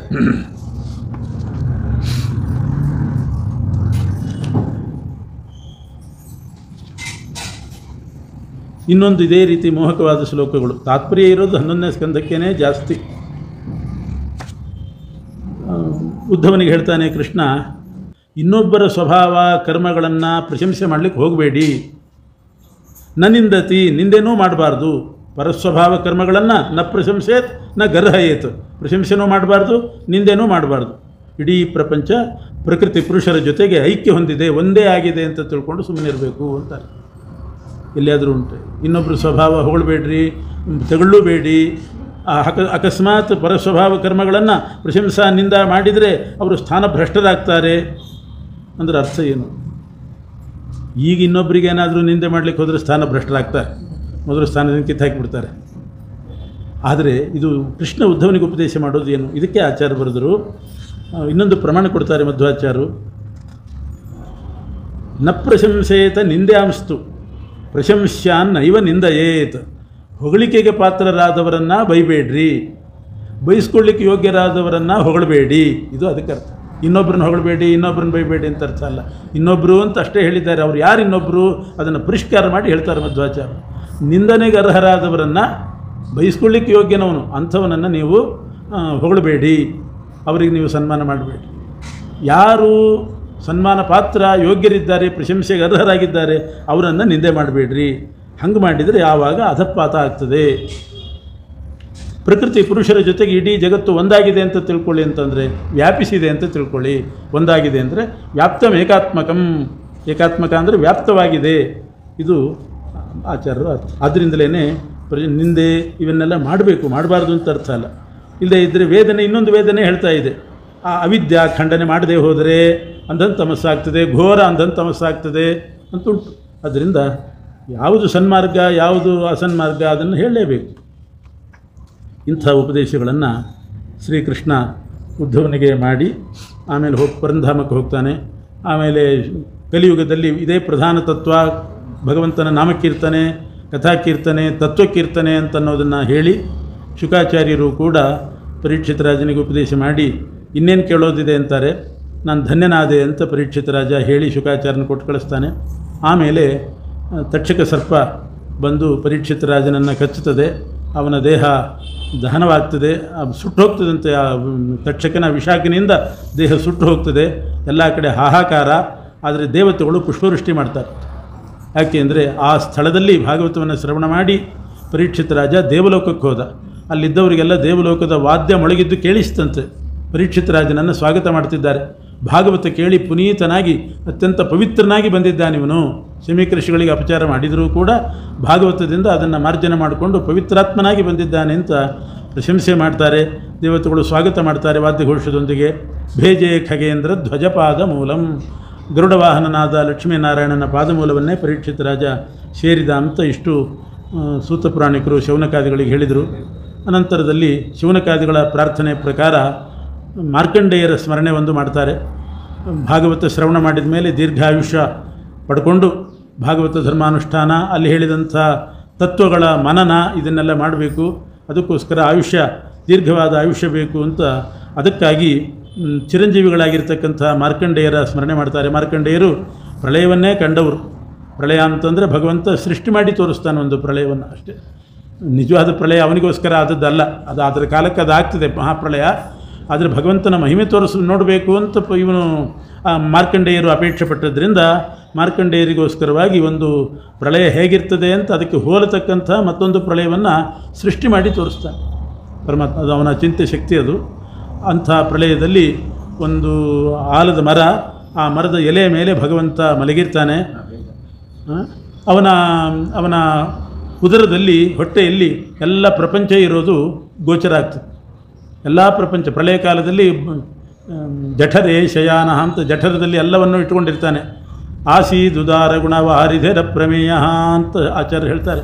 ಭಗವಂತ ಪ್ರಳಯ ಕಾಲದಲ್ಲಿ ತ್ರಿವಿಧ ಜೀವರಾಶಿಗಳನ್ನು, ಮುಕ್ತಿಯೋಗ್ಯರು, ನಿತ್ಯ ಸಂಸಾರಿಗಳು, ತಮೋಯೋಗ್ಯರನ್ನು ಹೊಟ್ಟೆಯ ಒಳಗಡೆ ಮಧ್ಯಭಾಗದಲ್ಲಿ ನಿತ್ಯ ಸಂಸಾರಿಗಳು, ಕೆಳಭಾಗದಲ್ಲಿ ತಮೋಯೋಗ್ಯರು, ಮೇಲಿನ ಭಾಗದಲ್ಲಿ ಮುಕ್ತಿಯೋಗ್ಯರು, ಆ ರೀತಿ ಹೊಟ್ಟೆ ಒಳಗಡೆ ನಾಭಿಗೆ ಸಮಾನವಾಗಿ ಉದರದಲ್ಲಿ 3 ಭಾಗ ಮಾಡಿ ಅಲ್ಲಿ ಇಟ್ಕೊಂಡಿರ್ತಾನೆ. ಅದನ್ನೆಲ್ಲ ನೋಡ್ತಾರೆ. ಇದೆಲ್ಲ ಬಹಳ ವಿಚಿತ್ರ. ಹೇಗೆ ಸೃಷ್ಟಿ ಮಾಡಿದೆ ಪರಮಾತ್ಮ ಅಂತ ಕೇಳಿದರೆ ಹೇಳೋದು ಕಷ್ಟ. ಪಾಂಡವರಿಗೆ ಧರ್ಮರಾಜನಿಗೆ ನರಕ ತೋರಿಸ್ತಾನಂತೆ ಪರಮಾತ್ಮ. ಅಲ್ಲಿ ಭೀಮಾದಿಗಳೆಲ್ಲ ಇದ್ರಂತೆ. ಎಲ್ಲಿದ್ದರು? ಭೀಮಸೇನ ನರಕದಲ್ಲಿದ್ದ, ಆರ್ತನಾದ ಮಾಡ್ತಿದ್ದ. ಅದನ್ನೆಲ್ಲ ನೋಡಿದ ಅಂದರೆ ಅರ್ಥ ಏನು? ಭೀಮ ನರಕದಲ್ಲಿ ಇರಲಿಕ್ಕೆ ಸಾಧ್ಯವೇ? ಧರ್ಮರಾಜ ನೋಡಿದ್ದೇನು ಅಂದರೆ ಸ್ವಪ್ನ ಪದಾರ್ಥ ಸೃಷ್ಟಿ ಮಾಡಿ, ಸ್ವಪ್ನ ಪ್ರಪಂಚ ಸೃಷ್ಟಿ ಮಾಡಿ ಅದರಲ್ಲಿ ಹುಲಿ, ಕರಡಿ ಇವೆಲ್ಲ ಓಡಾಡೋದನ್ನು ನೋಡ್ತೀವಲ್ಲ ನಾವು. ಆ ಸ್ವಪ್ನ ಪ್ರಪಂಚದಲ್ಲಿ ನಾವು ನೋಡುವ ಹಾಗೆ ಜಾಗೃತ ಅವಸ್ಥೆಯಲ್ಲೇ ಒಂದು ನರಕವನ್ನು ಸೃಷ್ಟಿ ಮಾಡಿದ್ದಂತೆ. ವಾಸ್ತವ ನರಕ ಅಲ್ಲದೇನೆ ಇನ್ನೊಂದು ನರಕವನ್ನು ಸೃಷ್ಟಿ ಮಾಡಿ ಅಲ್ಲಿ ಭೀಮನಂಥ ಶರೀರ, ಸ್ವಪ್ನ ಶರೀರ ಯಾರದ್ದು ಸೃಷ್ಟಿ ಮಾಡಿ, ಈ ಭೀಮ ಅಲ್ಲ, ಭೀಮನ ಹಾಗೆ ಶರೀರ, ಅವನ ಅರ್ಥನಾದ ಆ ಧ್ವನಿ ಅದನ್ನೆಲ್ಲ ಸೃಷ್ಟಿ ಮಾಡಿ ತೋರಿಸ್ತಾನೆ. ಕನಸು ಸೃಷ್ಟಿ ಮಾಡೋದಿಲ್ವೇ? ಹಾಗೆ ಜಾಗೃತ ಅವಸ್ಥೆಯಲ್ಲಿ ಸೃಷ್ಟಿ ಮಾಡಿದ್ದಾನೆ. ಅಂಥ ನರಕ ಸೃಷ್ಟಿ ಮಾಡಿ ತೋರಿಸಿದ. ಇಲ್ಲದಿದ್ದರೆ ನಿಜವಾದ ನರಕ ಅಲ್ಲ ಅದು. ವಾದಿರಾಜ ಸ್ವಾಮಿಗಳು ಹೇಳ್ತಾರೆ, ನಿಜವಾದ ನರಕ ಇರೋದು ಕೆಳಗಡೆ, ಭೂಮಿ ಕೆಳಗಡೆ. ಇವನು ಧರ್ಮರಾಜ ಮೇಲ್ಮೇಲೆ ಹೋಗ್ತಾ ಸ್ವರ್ಗಕ್ಕೆ ಹೋಗ್ತಾ ಅಲ್ಲಿ ನರಕ ನೋಡಿದ. ಅಲ್ಲಿ ಭೀಮಾದಿಗಳೆಲ್ಲ ಇದ್ದು ದುಃಖ ಪಡ್ತಾ ಇದ್ರಂತೆ. ನರಕ ಮೇಲಿನ ಲೋಕದಲ್ಲಿ ಎಲ್ಲಿ ಬರಬೇಕು? ಕೆಳಗಡೆ ಇರೋದು. ಆದ್ದರಿಂದ ಅದು ಪರಮಾತ್ಮ ಒಂದು ನರಕವನ್ನು ಸೃಷ್ಟಿ ಮಾಡಿದ. ಅಲ್ಲಿ ಭೀಮಾದಿ ಶರೀರ ಸೃಷ್ಟಿ ಮಾಡಿದ. ಅದಕ್ಕೆ ಯಾವುದೋ ಜೀವ ತುಂಬಿದ್ದ, ಭೀಮನ ಧ್ವನಿಯಂತೆ ಆ ಧ್ವನಿ ಇಟ್ಟಿದ್ದ. ಅವರೆಲ್ಲ ಅಳ್ತಾ ಇರೋದನ್ನು ಧರ್ಮರಾಜ ಕೇಳಿಸ್ಕೊಂಡ. ಹೀಗೆ ಹೇಳಬೇಕು. ಹಾಗೆ ಪ್ರಳಯವನ್ನು ಸೃಷ್ಟಿ ಮಾಡಿ ತೋರಿಸಿದ್ದ. ನಿಜವಾದ ಪ್ರಳಯ ಆದದ್ದಲ್ಲ. ಎಷ್ಟೋ ಜನರ ಆಯುಷ್ಯ ಮುಗಿದಿಲ್ಲ, ಏನೆಲ್ಲ ಮಾರ್ಕಂಡೇಯ ಅಪೇಕ್ಷೆ ಪಟ್ಟಂತ ಎಲ್ಲರನ್ನೂ ಸೇರಿಸಿ ಪ್ರಳಯ ತೋರಿಸಿದರೆ ಹೇಗಾಗ್ತದೆ? ಈಗ ಎಲ್ಲರದ್ದು ಆಯುಷ್ಯ ಮುಗಿಬೇಕಲ್ಲ. ಅದಕ್ಕೆ ಇದು ಮಹಾಪ್ರಳಯ ನಿಜವಾದ ಪ್ರಳಯ ಅಲ್ಲ, ಕಾಲಕ್ಕೆ ಸರಿಯಾಗಿ ಆಗುವ ಪ್ರಳಯ ಅಲ್ಲ. ಇದು ಪರಮಾತ್ಮ ಅಚಿಂತ್ಯ ಶಕ್ತಿಯಿಂದ ಸೃಷ್ಟಿ ಮಾಡಿದ್ದು ಅನ್ನೋದಕ್ಕೆ ಆಧಾರ ಏನು ಅಂತಂದರೆ, ಮಹಾಪ್ರಳಯ ಆಗ್ತದಲ್ಲ ಕಾಲಕ್ಕೆ ಸರಿಯಾಗಿ, ಆ ಪ್ರಳಯದಲ್ಲಿ ಎಲೆ ಮಾತ್ರ ಇರ್ತದಂತೆ, ವಟಪತ್ರ ಮಾತ್ರ ಇರ್ತದೆ. ಭಗವಂತ ವಟಪತ್ರಶಾಹಿ. ಈ ಮಾರ್ಕಂಡೇಯ ನೋಡಿದ ಪ್ರಳಯದಲ್ಲಿ ಮರ ಇತ್ತಂತೆ. ಅದಕ್ಕೊಂದು ಸ್ವಲ್ಪ ಬೇರೆ ಮಾಡಿಸಿದ್ದಾನೆ. ಮರ ಇತ್ತು, ಆ ಮರದ ಎಲೆ ಮೇಲೆ ಶಿಶು ಮಲಗಿತ್ತು, ಪರಮಾತ್ಮ ಶಿಶುವಾಗಿ ಮಲಗಿದ್ದ. ಉಸಿರೆಳ್ಕೊಳ್ಳುವಾಗ ಮಾರ್ಕಂಡೇಯ ಅವನ ಹೊಟ್ಟೆ ಒಳಗೆ ಹೋದ ಮೂಗಿನಿಂದ, ಅಲ್ಲಿ ಎಲ್ಲ ಪ್ರಪಂಚ ನೋಡಿದ. ಇದೆಲ್ಲ ಸೃಷ್ಟಿ ಮಾಡಿದ್ದು. ಮರ ಇತ್ತು, ಒಂದು ವೃಕ್ಷ ಪತ್ರಮಾಸೀನ್ ನಪಾದಪಃ. ನಮ್ಮ ಕಾಲಕ್ಕೆ ಸರಿಯಾಗಿ ಆಗುವ ಮಹಾಪ್ರಳಯದಲ್ಲಿ ಎಲೆ ಮಾತ್ರ ಇತ್ತು ಹೊರತು ಮರ ಇದ್ದಿಲ್ಲ. ಇಲ್ಲಿ ಮರ ನೋಡಿದ್ದಾನೆ ಅಂತ ವ್ಯಾಸರು ಬರೆದದ್ರಿಂದ ಆ ಪ್ರಳಯ ಅಲ್ಲ, ಇದು ಇನ್ನೊಂದು ಪ್ರಳಯ ಅಂತ ವಾದಿರಾಜರು ಸಮರ್ಥನೆ ಮಾಡ್ತಾರೆ. ಅಂತಹ ಪ್ರಳಯ ತೋರಿಸಿ ಇನ್ನಷ್ಟು ಭಕ್ತಿ ಬರೋ ಹಾಗೆ ಮಾಡಿದ ಪರಮಾತ್ಮ. ಈ ರೀತಿ ಆಮೇಲೆ ಮಾರ್ಕಂಡೇಯರು ಮತ್ತೆ ನೋಡ್ತಾರೆ, ಕೂತಲ್ಲೇ ಕೂತಿದ್ದಾರೆ. ಏನಪ್ಪ ಪ್ರಳಯ ಇಲ್ಲ, ಮಳೆ ಇಲ್ಲ, ಏನಿಲ್ಲ, ಜಲಪ್ರಳಯ ಯಾವುದೂ ಇಲ್ಲ, ಯಥಾಸ್ಥಾನದಲ್ಲೇ ಕೂತ್ಕೊಂಡು ಮಾಡ್ತಾಯಿದ್ರು. ಆಮೇಲೆ ಶಿವಪಾರ್ವತಿಯರು ಬರ್ತಾರೆ. ಬಂದು ಮಾರ್ಕಂಡೇಯನನ್ನು ಏನು ಬೇಕು ಅಂತ ಕೇಳಿದರೆ ಭಗವಂತನಲ್ಲಿ ಭಕ್ತಿ ಕೊಡು ಅಂತ ಕೇಳ್ತಾರೆ ಮಾರ್ಕಂಡೇಯ. ಆಗ ಶಿವ, ಭಕ್ತಿ ಇದ್ದೇ ಇದೆ, ನಿನಗೆ ದೀರ್ಘ ಆಯುಷ್ಯ ಕೊಡ್ತೇನೆ ಅಂತ ಹೇಳಿ 7 ಬ್ರಹ್ಮಕಲ್ಪ ಆಯುಷ್ಯವನ್ನು ಕೊಟ್ಟು ಚಿರಂಜೀವಿಯನ್ನಾಗಿ ಮಾಡಿ ಹೋದರು ಅಂತ ಅಲ್ಲಿಗೆ ಭಾಗವತ ಮುಕ್ತಾಯ ಆಗ್ತದೆ. ಚಿರಂಜೀವಿತ್ವ ಬಂತು. ಆರಂಭದಲ್ಲಿಯೂ ಇಂಥ ಮಂಗಳಮಯವಾದ ಕಥೆ. ಪರೀಕ್ಷಿತ್ ರಾಜ ಗರ್ಭದಲ್ಲಿ ಸಾಯಬೇಕಾಗಿತ್ತು. ಆವಾಗ ಭಗವಂತ ಶ್ರೀಕೃಷ್ಣ ಪರಮಾತ್ಮ ಬ್ರಹ್ಮಾಸ್ತ್ರವನ್ನು ಉಪಶಮನ ಮಾಡಿ ಪರೀಕ್ಷಿತ್ ರಾಜನನ್ನು ಕಾಪಾಡಿದ. ಇದು ಆರಂಭದಲ್ಲಿ, ಪ್ರಥಮ ಸ್ಕಂದದ ಆರಂಭದಲ್ಲಿ. ಕೊನೆಯಲ್ಲಿ ಮಾರ್ಕಂಡೇಯರ ಕಥೆ. 9ನೇ ವಯಸ್ಸಿಗೆ ಮಾರ್ಕಂಡೇಯ ಅಪಮೃತ್ಯುವಿಗೆ ಗುರಿಯಾಗಿ ಸಾಯಬೇಕಾಗಿತ್ತು. ರುದ್ರದೇವರು ಅವನನ್ನು ಅಪಮೃತ್ಯುವಿನಿಂದ ಪಾರು ಮಾಡಿ ಚಿರಂಜೀವಿತ್ವ ಕೊಟ್ಟರು ಅಂತ 2 ಪರಮ ಮಂಗಳ ಕಥೆ. ಆರಂಭದಲ್ಲಿ ಪರೀಕ್ಷಿತ್ ರಾಜನ ರಕ್ಷಣೆ, ಕೊನೆಯಲ್ಲಿ ಮಾರ್ಕಂಡೇಯರ ರಕ್ಷಣೆ. ಹೀಗೆ ಭಗವಂತ ಮಾಡಿದ ಅಂತ ಸಂಪುಟಾಕಾರವಾಗಿ ಆದ್ಯಂತಗಳಲ್ಲಿ ಮಂಗಳಮಯವಾಗಿದೆ ಭಾಗವತ. ಇದನ್ನು ಸೂತ ಪುರಾಣಿಕರು ಶೌನಕಾದಿಗಳಿಗೆ ಹೇಳಿ, ಭವೇ ಭವೇ ಯಥಾ ಭಕ್ತಿ ಪಾದಯೋಸ್ತವ ಜಾಯತೆ ತಥಾ ಕುರುಷ್ವ ದೇವೇಶ ನಾಥಸ್ತ್ವನ್ನೋ ಯತಃ ಪ್ರಭೋ. ನೀನು ನಮ್ಮ ಒಡೆಯ, ಪ್ರತಿ ಜನ್ಮದಲ್ಲಿ ನಿನ್ನ ಪಾದಾರವಿಂದದಲ್ಲಿ ಭಕ್ತಿ ಕೊಡು, ಅದು ಇದ್ದು ಬಿಟ್ಟರೆ ಎಲ್ಲವೂ ಕೂಡ ಲಭ್ಯ ಆಗ್ತದೆ. ಅಭಕ್ತರನ್ನು ಮಾಡಬೇಡ, ಪಾದಾರವಿಂದದಲ್ಲಿ ಭಕ್ತಿ ಕೊಡು ಅಂತ ಪ್ರಾರ್ಥನೆ ಮಾಡಿ, ನಾಮ ಸಂಕೀರ್ತನಂ ಯಸ್ಯ ಸರ್ವ ಪಾಪ ಪ್ರಣಾಶನಂ ಪ್ರಣಾಮೋ ದುಃಖ ಶಮನಃ ತಂ ನಮಾಮಿ ಹರಿಂ ಪರಂ. ಯಾವ ಭಗವಂತನ ನಾಮಕೀರ್ತನ ಮಾಡಿದರೆ ಪಾಪ ಪರಿಹಾರ, ನಮಸ್ಕಾರ ಹಾಕಿದರೆ ದುಃಖ ಪರಿಹಾರ. ಆದ್ದರಿಂದ ಆ ಪರಮಾತ್ಮನಿಗೆ ನಾಮ ಸಂಕೀರ್ತನ ಪೂರ್ವಕವಾಗಿ ನಮಸ್ಕಾರ ಮಾಡೋಣ ಅಂತ ಹೇಳಿ ಹರಯೇ ನಮಃ ಅಂತ ನಾಮಕೀರ್ತನೆ ಮಾಡ್ತಾ ನಮಸ್ಕಾರ ಮಾಡಿ ಮುಕ್ತಾಯ ಮಾಡಿದ್ದಾರೆ. ಶ್ರೀ ಹರಯೇ ನಮಃ, ಶ್ರೀ ಹರಯೇ ನಮಃ, ಶ್ರೀ ಹರಯೇ ನಮಃ.